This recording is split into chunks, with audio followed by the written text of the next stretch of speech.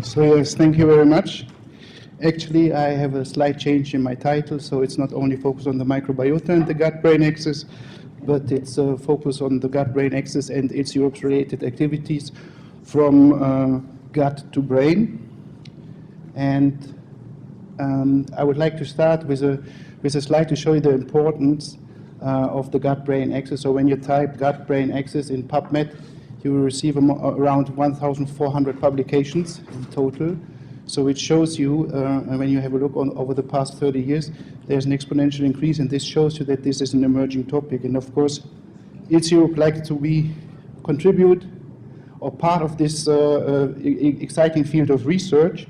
So when you have a look on our current scientific portfolio, you see a lot of activities there, but in the red squares, these are the most related activities to the gut-brain axis, or at least to aspects of the gut-brain axis.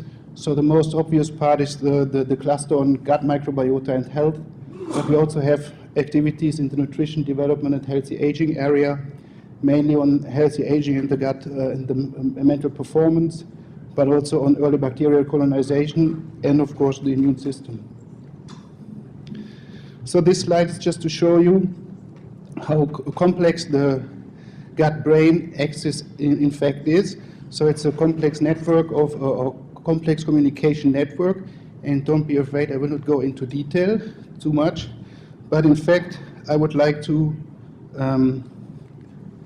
make a kind of scheme out of it. So the main parts are the gut, the immune system, and of course the brain, and all these different aspects or systems, body systems, communicate with each other.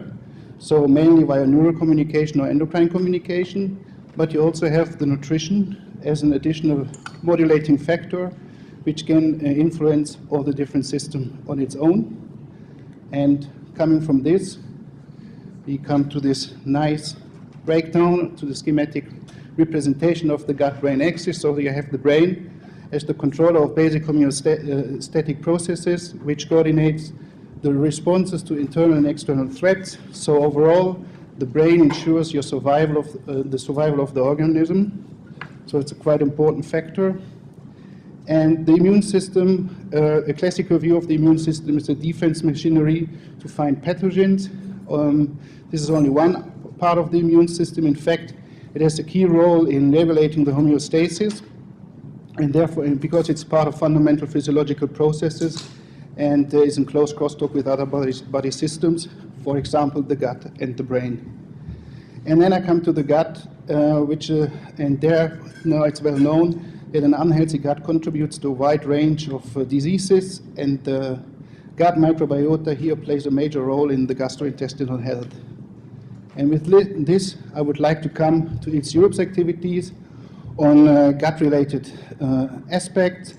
So in the past 15 years, we had 12 activities, 3 workshops, and in total 9 publications. We work with around 170 experts representing 16 countries. And I would like to highlight a few activities here because I cannot go in all of them, quite a lot. So you can cluster these activities in 4 categories. The first categories are health benefits of prebiotics and probiotics, so the nutritional aspect is covered here. We developed a nice concise monograph highlighting the main aspects of prebiotics and probiotics, but also of the gut microbiota.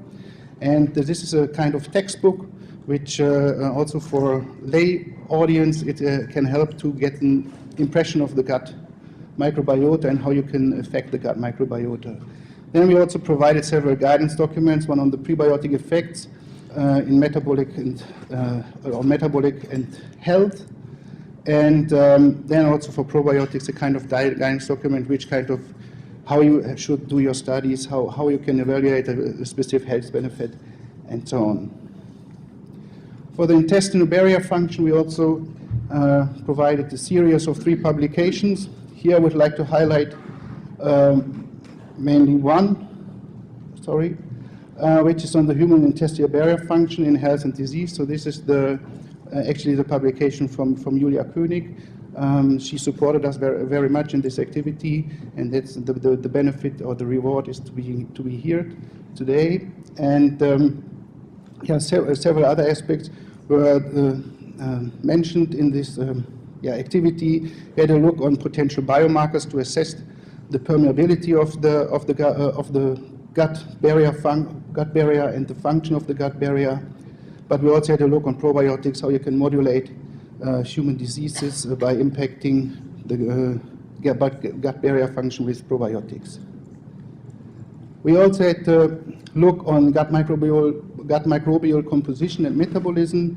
Here to highlight 3 publications, one which used the metabolites as a marker for health benefits of prebiotics, and then the other 2 publications, one from Ian Rowland et al. On gut microbiota functions, and the other one from Colette Short, which is a systematic review on the effects of the intestinal microbiota on selected nutrients and non-nutrients.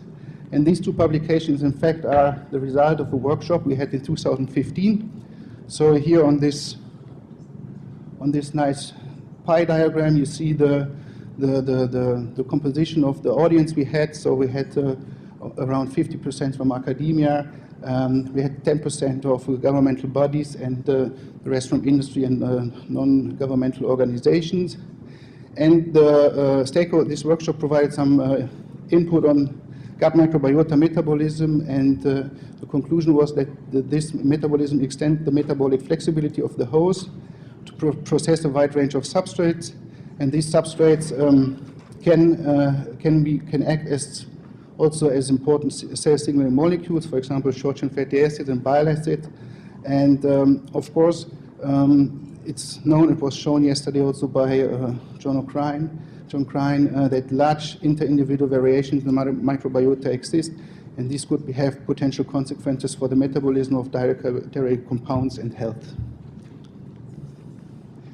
These are 2 of our current activities where we have a look into the function of prebiotics and probiotics. So we try to explain by providing the mechanisms for some clinical benefits of probiotics, but we also have a look on the structure-function relationship of prebiotics. So is there a specific structure which can help you to predict a specific output for a specific prebiotic?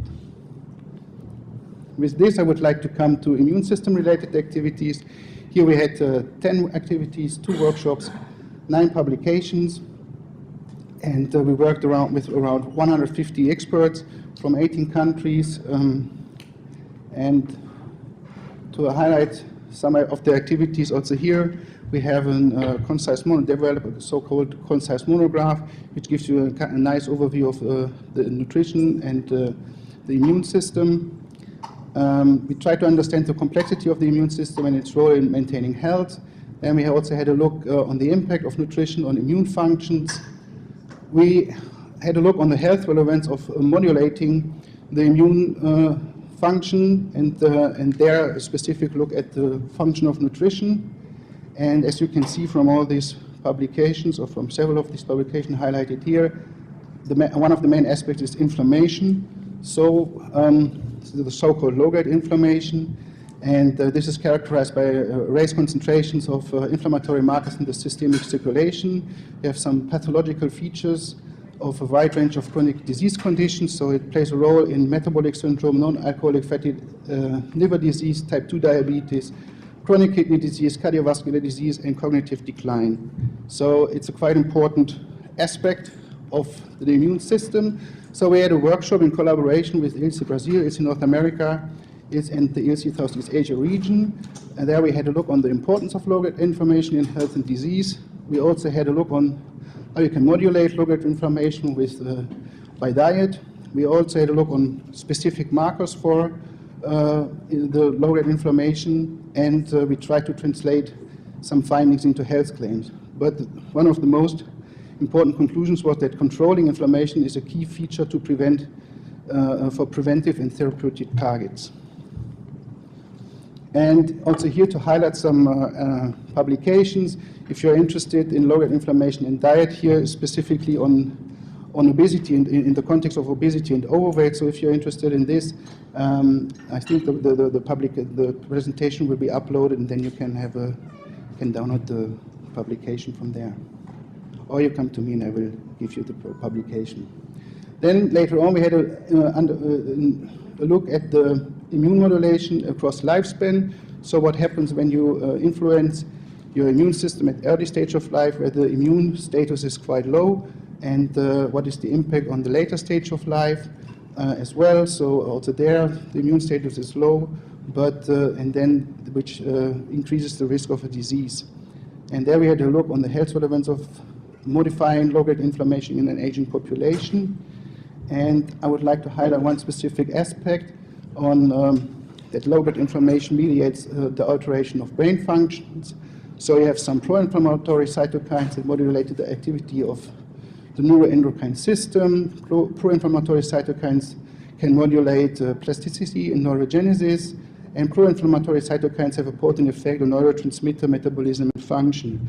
And this is shown actually here in this figure. So usually here this is a catalyst to support the production of noradrenaline or serotonin. When there is an inflammation, then this pathway doesn't work anymore, so this catalyst is not produced, goes into this direction. But if this catalyst is not produced anymore, then you cannot produce serotonin or noradrenaline, and then tryptophan will indirectly have an effect on the MDA receptor activation. And with this, I would like to come to our activities on brain aspects. So we had 7 activities, 4 workshops and 10 publications. And we worked with 90 experts from 14 countries. And also here to highlight a few aspects, we had a look on how you can measure the effects of food and nutrients on brain function. So several publications were developed there. We had a look on the impact of nutrition on cognition and behavior in childhood. So the early stage of life was covered. Here you see the publications. We also had a look, which I will come to the workshop series in a second, but there are 2 new activities which have a look on plant-based ingredients and cognitive performance, and also how food components in interaction with other components can impact the brain function. And with this, I would like to come to the workshop series, Nutrition for the Aging Brain. There we developed several reviews, and there will be also an upcoming review I will introduce to you. So what were the conclusion of these 2 workshops?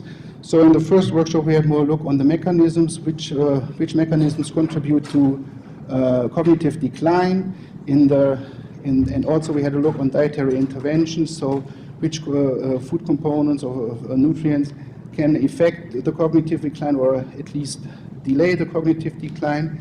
And then in the second workshop, we had a closer look on the vulnerabilities, so some mechanisms which contribute to the development of cognitive decline. So for example, non-communicable diseases, gut microbiota, early life stress, and epigenetics. So as mentioned already yesterday in one of the talks, the early life events can have a later impact, an impact on later life performance. There will be an upcoming workshop in August this year in Madrid. So there we would like to debate the potential for maintaining cognitive function through dietary intake. We will have a look on clinical aspect and novel strategies with which you can determine diet and nutrients effects in individuals that have already no cognitive decline. And the main themes is the impact of nutrition, but also here I highlighted it, here, the microbiome and the immune status, the impact on brain function. So you see the microbiome affects the immune status, and this can have an effect on the brain function. This will be an aspect that will be covered more directly. So with this, I would like to summarize already my talk. So what we did in the past, we mainly focused on the brain, on the immune system and the gut, so mainly on aspects how these different body systems work, but we neglect a little bit these parts, so the communication between the different systems. We also had a closer look on what is the effect of aging, or is it the aging effect which has an impact on the immune system, the brain and the gut, or is it the other way around, so that maybe a not well-performing immune system triggers the aging process. And then I would like to summarize, of course, with whom we worked. So we worked with 415 experts in total from 21 countries. We had 29 activities, and these activities resulted in 28 publications. Of course, there are some ongoing activities. Also, these will result in peer-reviewed publications. We had 9 workshops, and regarding the publications, in total we received around 4,000 citations. There's a median of citations of 50, so 50% of the publications have a higher citation index, and 50% of course have a less citation index.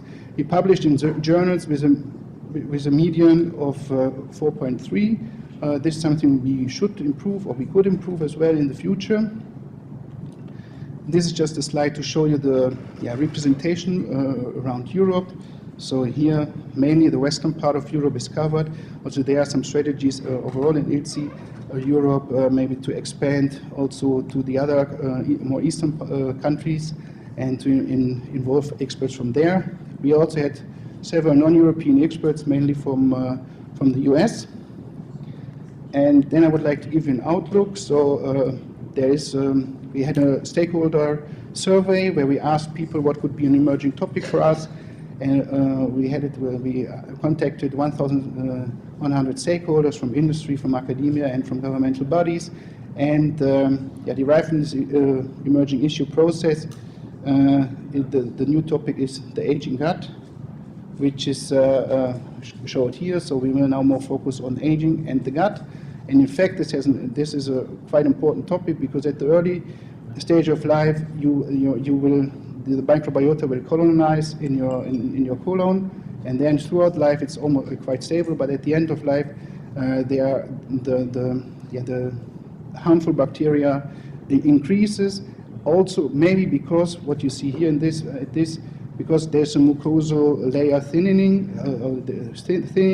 So at the beginning there's no mucosal layer. Then throughout life you have a quite stable mucosal layer, but at the end of life it's thinner, and then the harmful bacteria can develop there.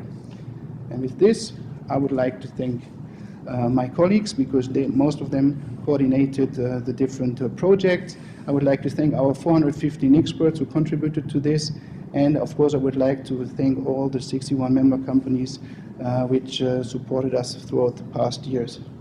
And with this, I would like to thank you as well.